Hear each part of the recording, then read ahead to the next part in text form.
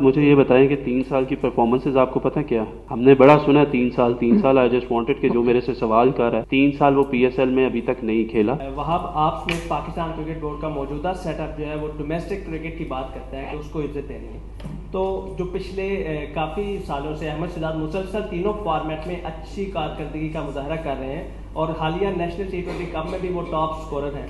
तो अहमद शहजाद को दौरा न्यूजीलैंड के लिए या T20 वर्ल्ड कप के लिए या किसी भी फॉर्मेट के लिए कब ज़ेरे गौर लाया जाएगा, या उनको ऐसा क्या करना पड़ेगा कि वो ज़ेरे गौर लाए जाएं?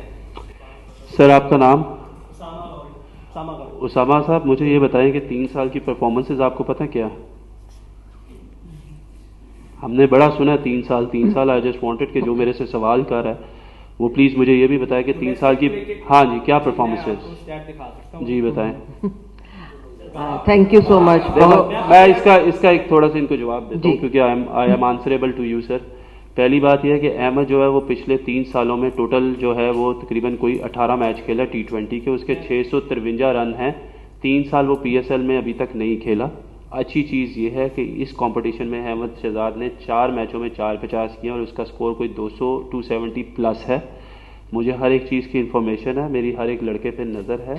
साहिबजादा फरहान की यहाँ पे किसी ने बात की और मैं अहमद को देख रहा हूँ, ये नहीं हुआ कि अहमद राइट ऑफ नहीं है। He is performing well and I want him to perform well, क्योंकि अगर वो परफॉर्म करेगा तो उसमें पाकिस्तान के लिए आगे बेहतरी है। रहेगी साहिबजादा फरहान की बात, तो आप लोगों में से काफ़ी लोगों को ये बात नहीं पता कि जब साहिबजादा फरहान इस टेस्ट स्क्वाड में हिस्सा नहीं बना सके थे तो मेरी उनसे ऑफ द रिकॉर्ड बात हुई है। ऑफ द रिकॉर्ड मैंने उनको फ़ोन किया और उनको यही कहा है कि आई होप के you are not disappointed, because अभी जो हमारा ओपनिंग स्लॉट है वो टोटली सेटल्ड है और आप स्कोर करें, आप स्कोर करते जाओ और इंशाल्लाह आने वाले वक्त में हमारे शाहीन के टूर्स आ रहे हैं और you will be a part of it because we want to develop you because you have performed really well. उसकी बहुत मेहरबानी कि उसने मेरी बात को समझा कि उसको जिसको रिप्लेस करना है वो इमामुल हक अब्दुल्ला शफीक हैं और शान हैं और वो अभी रिसेंटली उनकी परफॉर्मेंसेस हैं। सो उनके जब जगह बनेगी, वंस अगर खुदा ना खास्ता उनका कोई फेलियर होता है तो वी विल सी कि हमें कब जाके उसको मौका देना है, तो हमने उसको अप्रिशिएट किया है। सेकेंडली उसने मेरे से ये भी सवाल किया कि why I was not part of the selection central contract, जिसमें मैंने उसको ये जवाब दिया क्योंकि ये मेरे आने से पहले बन चुके हैं सेंट्रल कॉन्ट्रैक्ट्स, तो मैं इसका आपको जवाब दे तो नहीं हूँ, लेकिन स्टिल मैं पीसीबी से पूछ के I will give you each and every detail of it. And then I called him back saying कि जो पिछले साल 2021 से 22 तक की जो परफॉर्मेंसेस थी, ये 22 से 23 तक की जो परफॉर्मेंसेस थी ये उनके बिना के ऊपर जो है सेंट्रल कॉन्ट्रैक्ट अलॉट हुए हैं। लेकिन क्योंकि अब आपने इतना परफॉर्म किया है, आगे जाते हुए जो नया सेंट्रल कॉन्ट्रैक्ट बनेगा जो 2023 और 2024 का होगा, उसके 2023 और 24 और 25 में जो बनेगा, सो प्रॉबली उसके ऊपर हम आपको पूरा प्रॉबली कंसिडर करेंगे कि आप you can be one of the part of the central contract player. तो हमारी कम्युनिकेशन इज वेरी क्लियर। कल मैं कराची भी जा रहा हूँ, अगर अहमद भी मिलेगा तो मैं अहमद को भी सारी चीज़ें बताऊंगा और I have each and every thing on record. अगर आपके फ़ोन में नहीं होता तो मैं आपको ज़रूर निकाल के दिखा दूंगा, मेरे फ़ोन में है। जी लास्ट वहाँ पे एक चीज़ लास्ट आखिर में क्लियर कर दें। आपने कहा कि जी दोस्ती की वजह से आपके ऊपर इल्ज़ाम आ रहा था, इसलिए आपने सलमान बट का नाम वापस लिया है। तो दोस्ती तो आपकी कामरान से भी है, तो कामरान का नाम भी आप वापस ले रहे हैं? यार कामी भाई की दोस्ती मेरे साथ बिल्कुल है, लेकिन वो वाली नहीं है। आप देखें दोस्ती तो मेरी असद शफीक से भी है, दोस्ती मेरी राव इफ्तिखार से भी है, दोस्ती तो मेरे जो टीम में सारे प्लेयर्स हैं उनसे भी है। वहाँ भाई आपने कहा कि आप लंच हैं, नो डाउट आप हैं, बड़ा दिलाना जवाब भी देते हैं, आपने इंडिया की एग्जांपल्स भी दिए हैं। फिर आपने कहा कि सलमान को अपॉइंट करने का फैसला भी आपका था, फिर आपके ऊपर नेपोटिज्म का इल्जाम लगा, इसी वजह से आपने फैसला लिया है। नो डाउट कि आपने अगर सलमान बट को रखा था तो मेरिट के ऊपर रखा था, कोई रीजन थी उसके पीछे रखने की।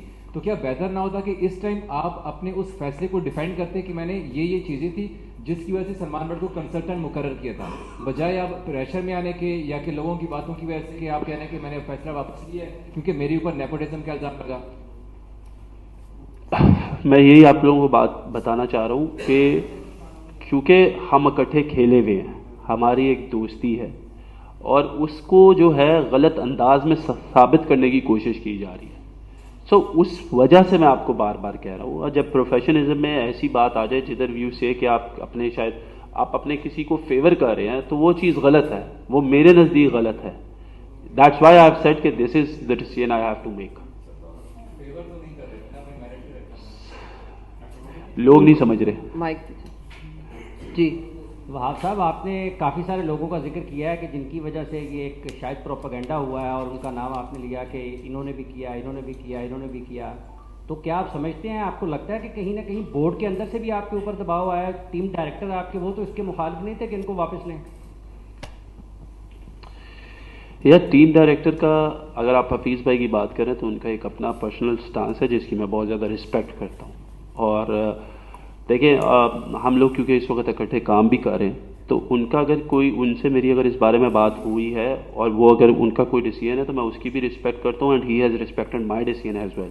ऐसा नहीं है कि he hasn't respected my decision, he is been very much supportive to me on this. और उसकी वजह से मेरा ये ख्याल है कि वो तो काफ़ी देर से इन चीज़ों के बारे में बात कर रहे थे, लेकिन बात यह है कि when it comes to my decision, it is my decision, not his decision. Mike. सवाल है हाँ जी। कि आप प्रेशर मान नहीं रहे, लेकिन सारा मीडिया फील कर रहा है कि आप पे प्रेशर है और इसी बुनियाद पर आपके फैसले हुए। और अब अफसर शफीक जो है वो कंसल्टेंट होंगे या मेंबर सिलेक्शन कमेटी होंगे? यार अच्छा मैं आपको बता दूं, मैं आपकी बात को सर करता हूं इस पे भी। असर शफीक जो है वो इंशाल्लाह आने वाले वक्त में हमारे ये कंसल्टेंट होंगे, और क्योंकि अभी मेंबर्स नहीं, but he will be a consultant. Secondly मैं खुद कल कराची ट्रैवल कर रहा हूँ क्योंकि ऑब्वियसली हम लोगों ने आगे जाके जो न्यूजीलैंड टूर है उसके लिए जो है हमने मीटिंग्स करनी है, बातें करनी है और सारा कुछ डिस्कस करना। तो उसके लिए कल जितनी भी मेरी टीम है जो कंसल्टेंट्स की प्लस जो हमारे सिलेक्टर्स हैं वो सारे हम लोग ऑन बोर्ड होंगे। कल एक मीटिंग हम लोग कराची में 2 दिन के लिए वहाँ पे होंगे और हम लोग चीज़ों को डिस्कस करेंगे फर्दर कि आगे किस तरीके से हमारे क्या प्लान्स हैं और किस तरीके से चीज़ों को लेके जाना है। Sir with all due respect, आप यही कह रहे हैं कि ये सारे लोगों को लग रहा है कि ये मैंने वापस जो डिसीजन लिया ये शायद मेरे ऊपर कोई एडिड प्रेशर है जिसकी वजह से मैं ये सारा कुछ कर रहा हूँ।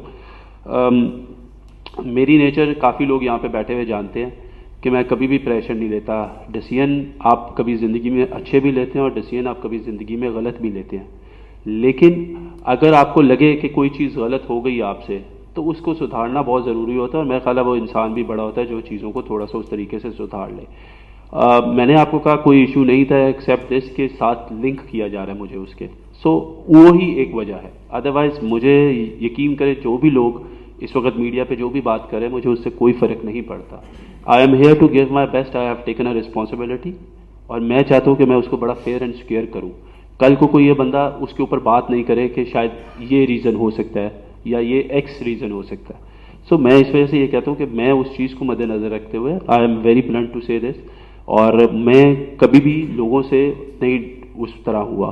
आप गलती करके सीखते भी और जब आप अच्छा काम करते तो उसकी अप्रिसिएशन भी आनी चाहिए, तो इसमें कोई बुराई नहीं है।